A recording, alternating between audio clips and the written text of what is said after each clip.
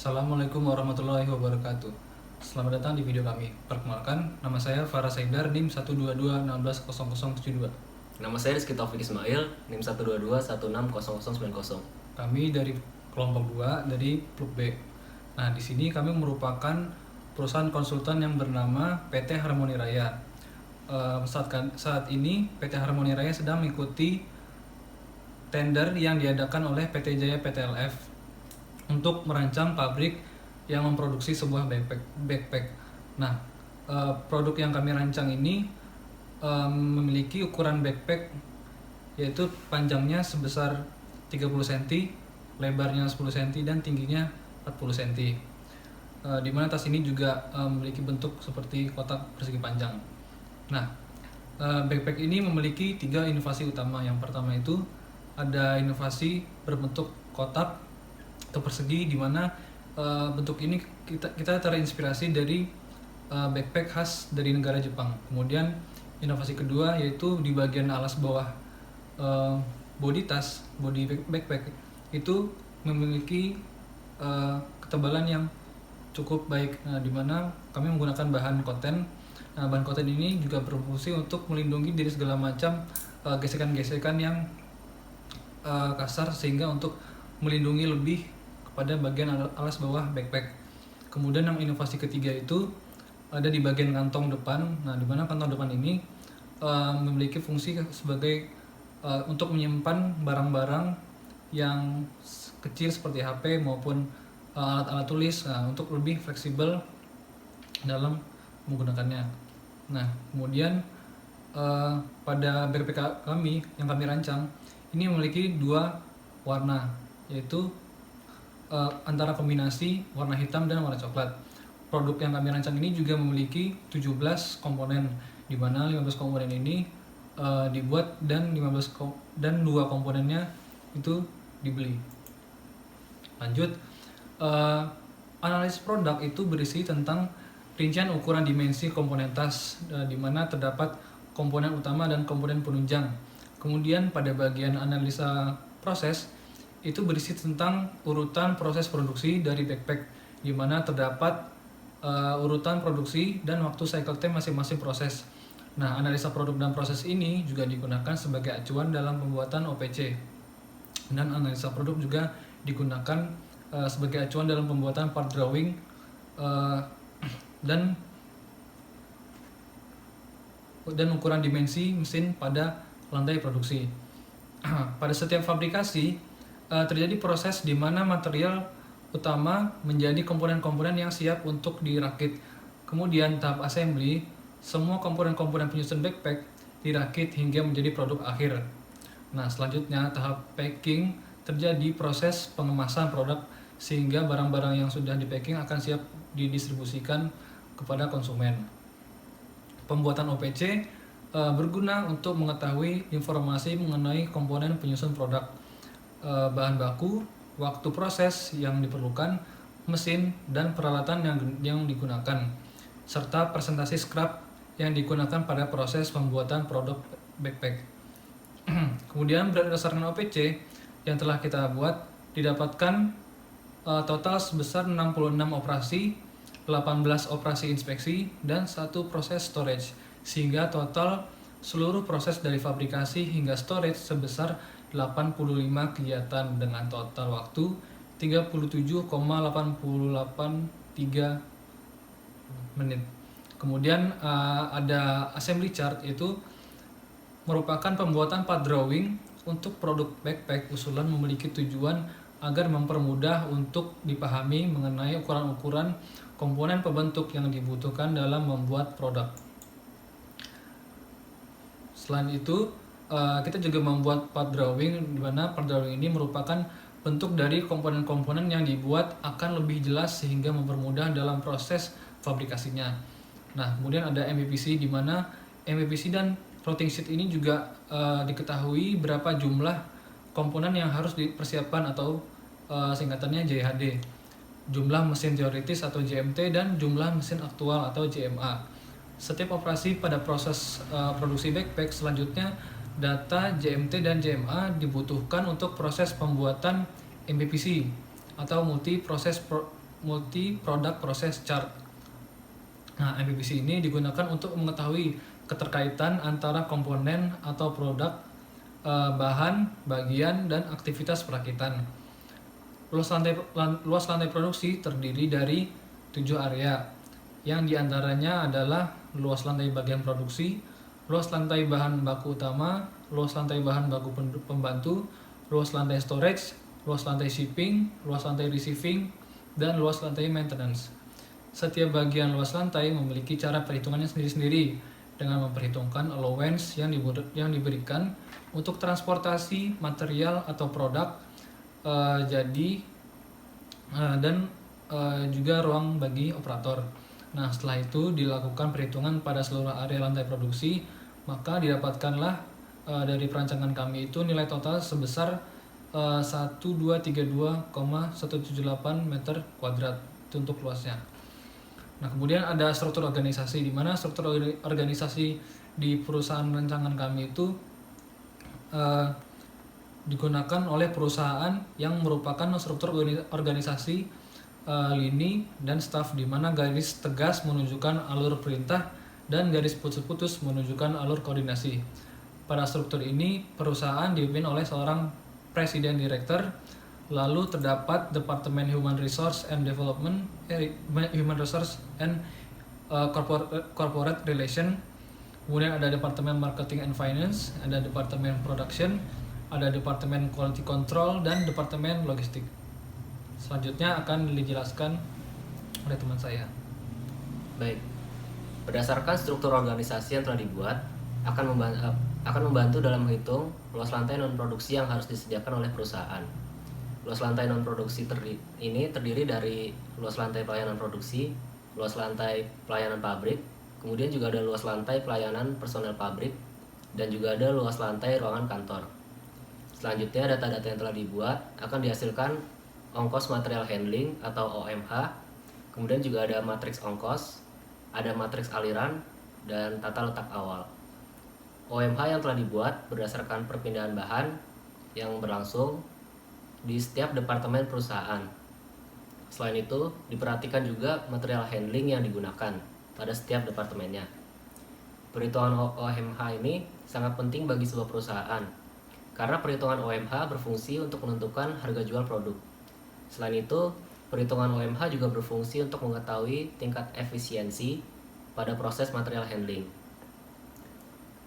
Dan pada pengolahan datanya dapat diketahui bahwa departemen ditata dengan ongkos material handling yang terkecil.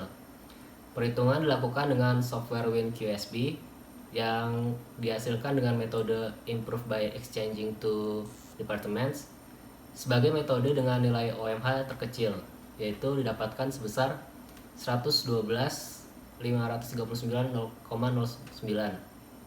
Lalu perhitungan manual didapat nilai sebesar 111.844,20. Untuk pembuatan AAD revisi digunakan metode improve by exchanging to departments untuk fokus analisis OMH. Kemudian, tata letak fasilitas pendukung merupakan susunan lokasi peletakan fasilitas pendukung yang berjalannya suatu perusahaan atau pabrik. Tata letak pendukung ini dirancang menggunakan pola hubungan dari ARC atau Activity Relationship Chart. ARC ini adalah sebuah teknik untuk merencanakan keterkaitan antara setiap kelompok kegiatan yang saling berkaitan. Pada pembuatan ARC ini juga selanjutnya ada pembuatan ARD atau Activity Relationship Diagram. ARD ini bertujuan untuk mendapatkan gambaran tentang tata letak suatu departemen relatif terhadap departemen lainnya. Perancangan ARD ini menggunakan software block plan dengan pemilihan layout yang menghasilkan adjacency score yang mendekati 1. Kemudian yang terakhir itu ada template yang berfungsi untuk mengatur dan mempresentasikan area kerja beserta seluruh fasilitas produksi yang ada untuk membentuk proses produksi atau jalannya kegiatan perusahaan yang paling nyaman, efektif, dan efisien. Baik, selanjutnya saya akan menjelaskan tentang template yang telah kami buat. Di sini ada template pabrik rancangan PT Harmoni Raya. Di sini dapat dilihat terdapat pos satpam, kemudian di samping pos satpam ada area kantor.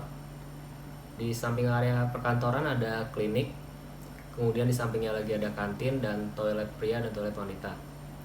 Dan di hadapannya ada ada lantai produksi.